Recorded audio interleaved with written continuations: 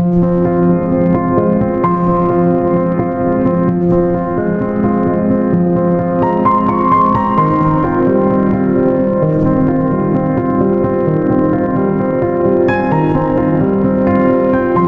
crepúsculo da empatia. Em uma cidade outrora tranquila e unida, algo sinistro se infiltrou nas mentes das pessoas. A empatia, o sentimento humano que nos liga à dor do próximo, estava desaparecendo lentamente. Era como se uma maldição silenciosa tivesse caído sobre todos, tornando-os indiferentes à agonia alheia. A raiz desse mal estava nos filmes de Hollywood, que despejavam uma enxurrada de sangue e violência nas telas.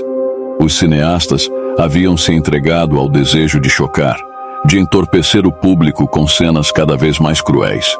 A empatia, outrora tão presente, estava sendo corroída pelo espetáculo sanguinário. As pessoas assistiam a esses filmes sem pestanejar, não mais sentindo o choque ou a tristeza diante das cenas de sofrimento. Em vez disso, seus rostos ficavam impassíveis, e o que antes era empatia se transformava em desinteresse. A indústria do sangue de Hollywood havia lançado uma sombra sombria sobre a humanidade. À medida que o tempo passava, os problemas psicológicos se multiplicavam. As noites eram marcadas por pesadelos terríveis, nos quais as imagens grotescas dos filmes se mesclavam com as lembranças de tragédias reais. As pessoas acordavam exaustas, incapazes de sentir empatia, sua psique sendo corroída pela indiferença. No entanto, uma voz sombria sussurrava nas mentes daqueles que ainda mantinham um fio de empatia. Um misterioso culto havia surgido, adorando as entidades que se alimentavam da ausência de compaixão humana. Eles acreditavam que a única maneira de saciar essas criaturas era extinguir a empatia de vez. Uma batalha terrível e sobrenatural estava prestes a acontecer entre aqueles que ainda guardavam a empatia em seus corações e os adoradores das entidades malignas. Nas sombras da cidade, a guerra pelo destino da humanidade se desenrolava, com o sangue real e o terror desenfreado como armas.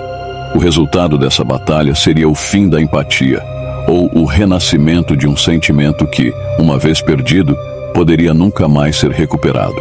O silêncio noturno, segunda parte de O Crepúsculo da Empatia. À medida que a cidade afundava cada vez mais na escuridão, um fenômeno sinistro começou a assombrar os cidadãos durante as noites. Enquanto dormiam, eles eram visitados por pesadelos terríveis. Não eram apenas pesadelos comuns, mas visões vívidas de crueldade e sofrimento.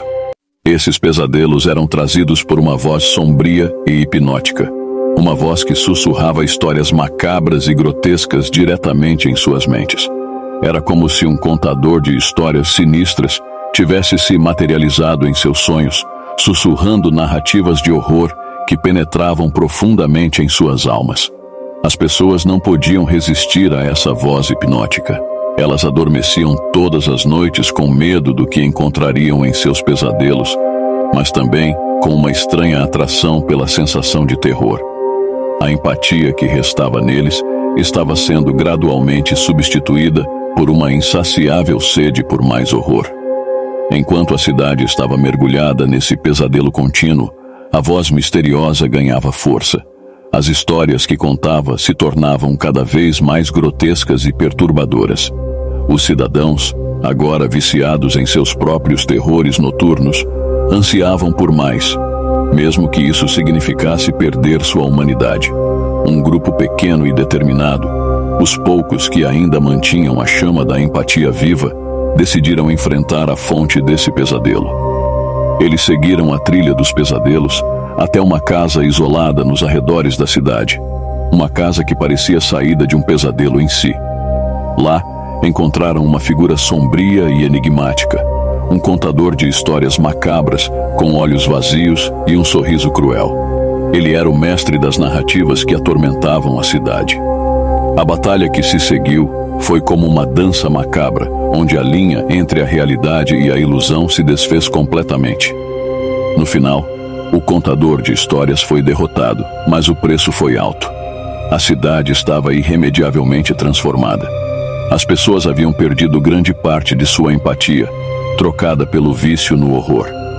O contador de histórias, enquanto derrotado, havia deixado sua marca sombria nas almas daqueles que ele tocara.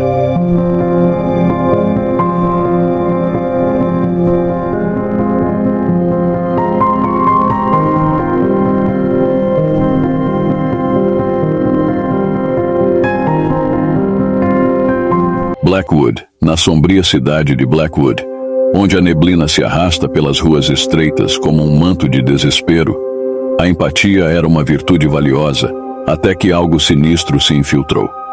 Victor Bloodworth, um cineasta obscuro, surgiu como uma sombra maldita sobre a cidade. Com sua equipe de produção macabra, ele começou a criar filmes tão perturbadores que a própria essência da empatia começou a desvanecer.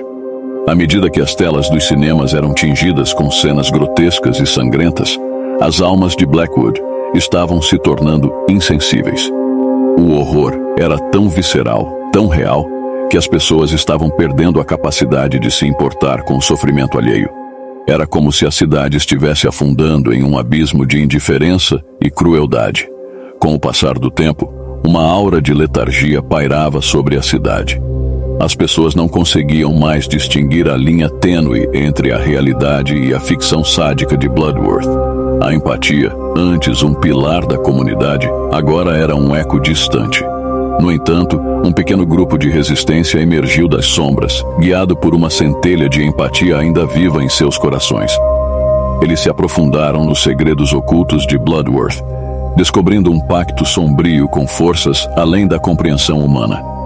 O cineasta usava sangue real em suas produções para invocar entidades sedentas por empatia humana. A batalha que se seguiu foi épica e terrível. A cidade ecoou com os gritos agonizantes, misturando-se ao rugido das entidades sobrenaturais. O confronto culminou em uma cena apocalíptica, onde o grupo de resistência enfrentou Bloodworth em uma luta desesperada pela alma da cidade. Em um clímax aterrorizante, as forças malignas foram banidas, mas o custo foi alto. A cidade estava dilacerada, suas ruas tingidas de sangue e memórias sombrias.